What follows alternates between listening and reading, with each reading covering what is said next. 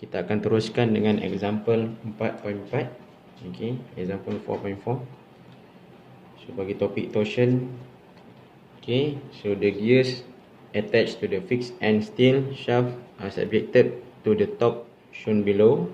Okay, if the shear modulus of elasticity is 80 gigapascal and the shaft has a diameter 14 mm, determine the displacement of the tooth on gear A.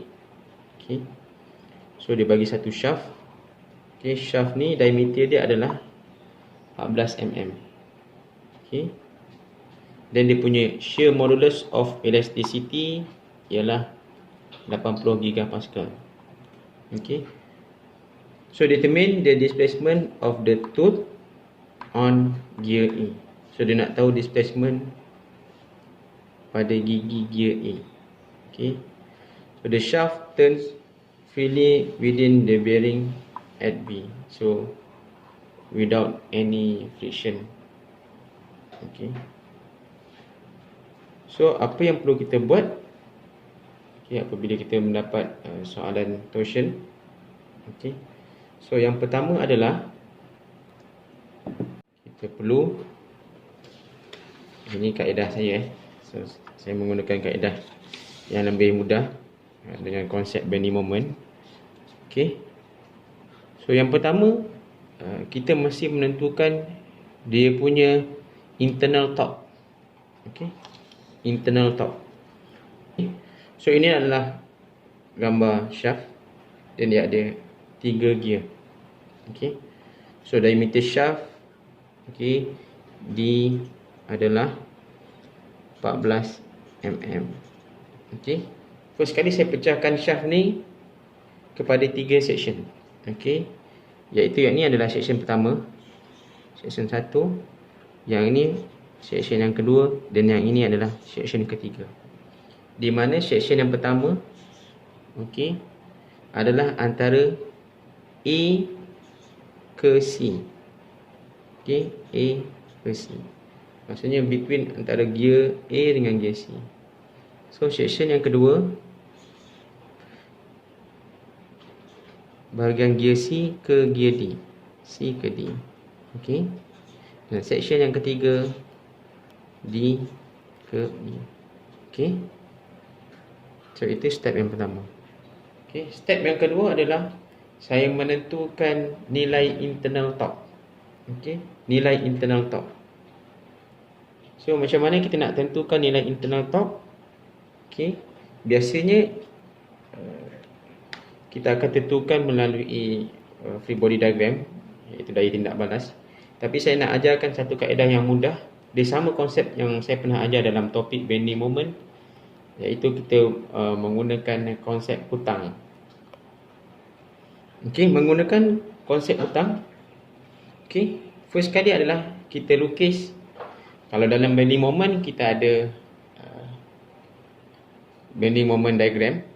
Okay, dan kita, untuk torsion kita ada juga dipanggil torque diagram. Okay, so dalam torque diagram, okay, kita lukis. Okay, ini adalah torque. Okay, pada pasti X ni adalah jarak. Okay, so kita assume ini adalah shaft. Okay, dan kita pecahkan shaft ni kepada 3 section yang telah kita buat. Section 1, 2 dan 3. Okay. Okay, so setiap shaft ni dia ada section dia. So ni section yang 1, 2, 3.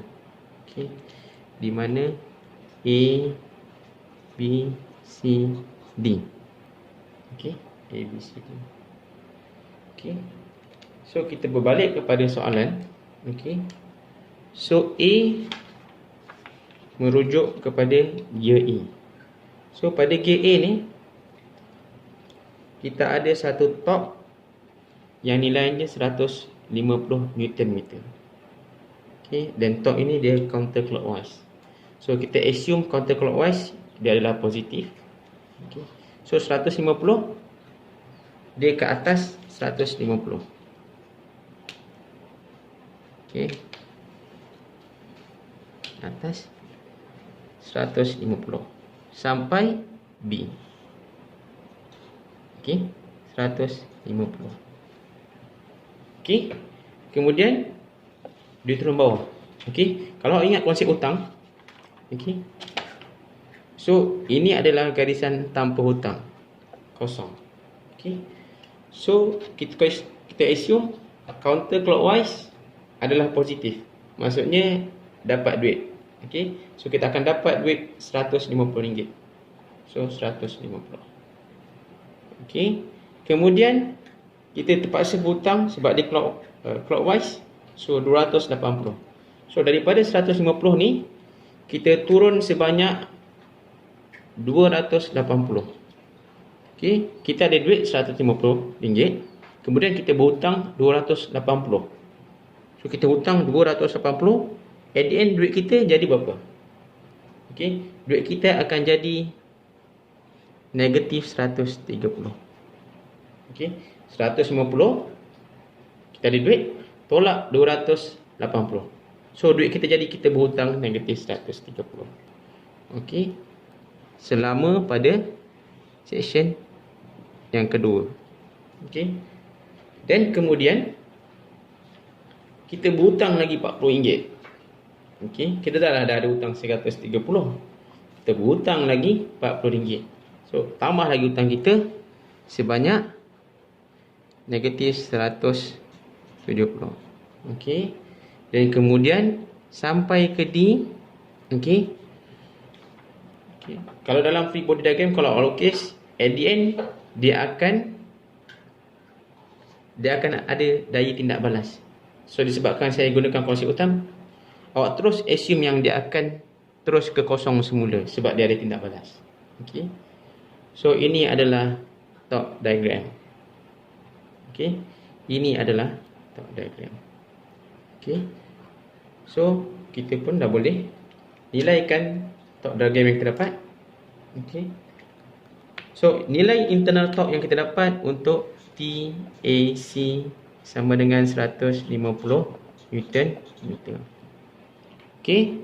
Untuk TCD sama dengan negatif 130 Newton meter.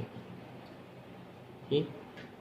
Dan untuk nilai TDE kita akan dapat negatif 170 Newton meter. So kesemua ini adalah internal torque. Ini adalah internal torque. Okey. So seterusnya kita hendaklah mencari nilai angle of twist. Okey. So kita kena cari angle of twist. Okey. So angle of twist untuk torsion. Okey. So disebabkan soalannya determine the displacement of the tooth on gear A. So kita akan cari angle of twist pada gear A. Okey. Okey. So jumlah torque darab L bagi G. Okey. So torque ini adalah nilai torque untuk setiap section. Okey. L ini adalah panjang untuk setiap section. Okey. J ini adalah J untuk setiap section. Maksudnya shaft di sini J-nya berapa, shaft di sini J-nya berapa, shaft di sini J-nya berapa. Okey, J adalah polar moment. Okey. Dan G adalah shear modulus of elasticity, iaitu 83 Pascal. Okey.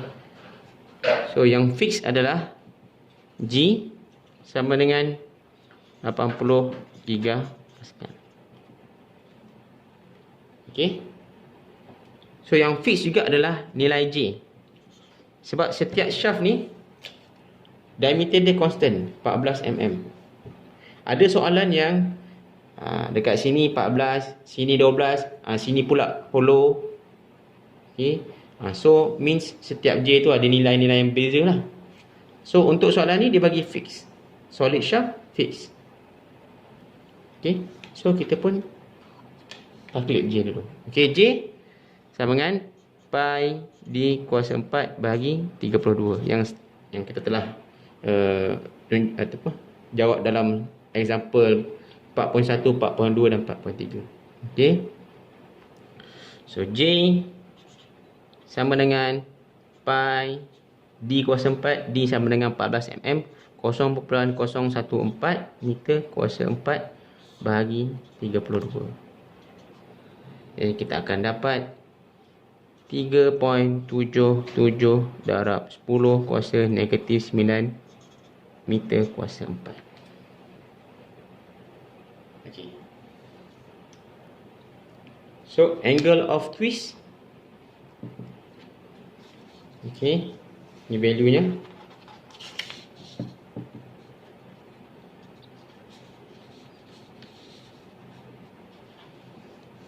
Okay.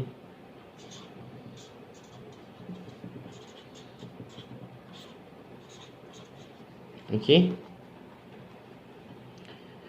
So kita buat section by section. Okay, pada section yang pertama tambah section yang kedua tambah section yang ketiga. So apa itu section? Yang saya dah ulang tadi.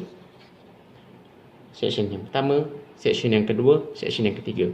So setiap ni ada nilai torque yang berbeza dan ada nilai L yang berbeza.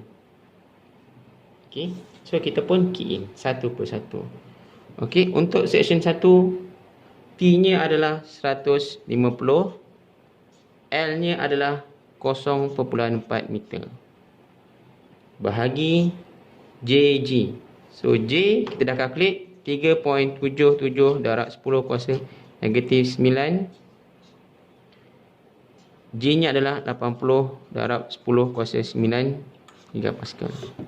Okey. Tambah. Okey.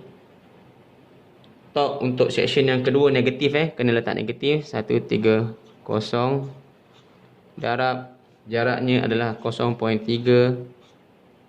bahagi, sorry kepala anak saya merasan sikit, bahagi 3.77 darab 10 kuasa negatif 9 darab 80 darab 10 kuasa 9 tambah negatif 170 darab 0.5 bagi 3.77 darab 10 kuasa negatif 9 80 darab 10 kuasa 9.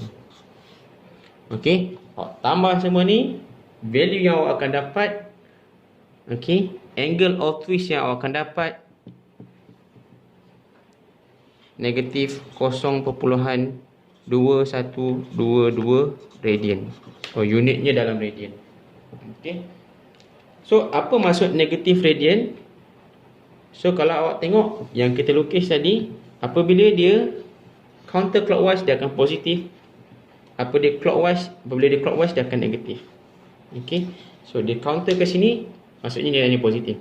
Kalau dia clockwise dia negatif. So yang kita dapat negatif, maksudnya dia clockwise negatif. So nilainya adalah, okey, nampak tu? Angle of twist-nya, direction-nya adalah pada clockwise. Okey, 0.212. Kalau awak ikut logik sekalipun, kan? Okey, ada 150. Sorry, yang ni lagi clear.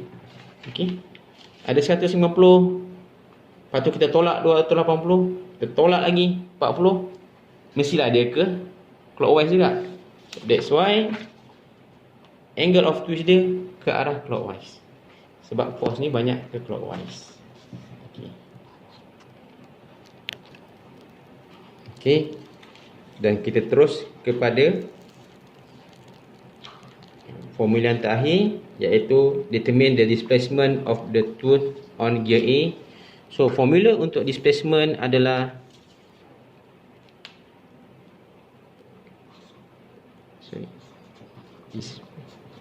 displacement Okey. SP sama dengan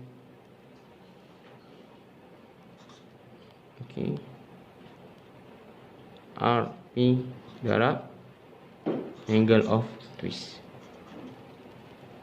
Okey.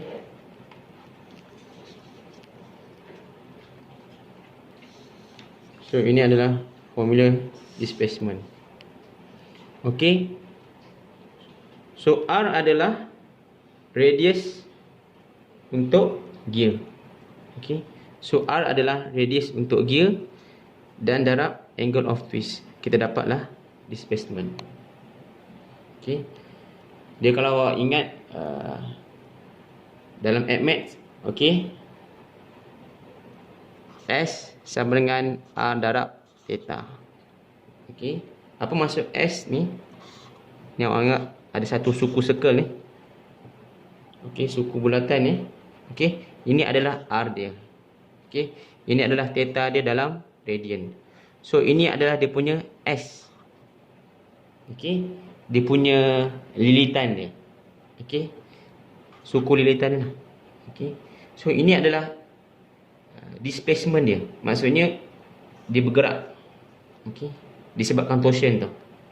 Okey, so R kita dah tahu, dia dah bagi dalam soalan R sama dengan 100 mm dan angle of twist ni adalah dalam radian. Kau ingat dalam AdMath pun formula pun dalam radian. S sama dengan R theta. So theta ni adalah yang kita dah cari dalam radian. Okey. Ini. Okey. Negatif tak negatif awak nak masukkan tak ada apa-apa sebab jarak dia asalkan kita dapat jarak it's okay. Okey. So S R sama dengan 100 mm. Okey, awak masuk saja 100 mm. Okey, so darab radian tadi 0.2122. So dia akan dapat 21.2 mm. So maksudnya dia punya displacementnya adalah 21.2 mm. So itu saja. Terima kasih.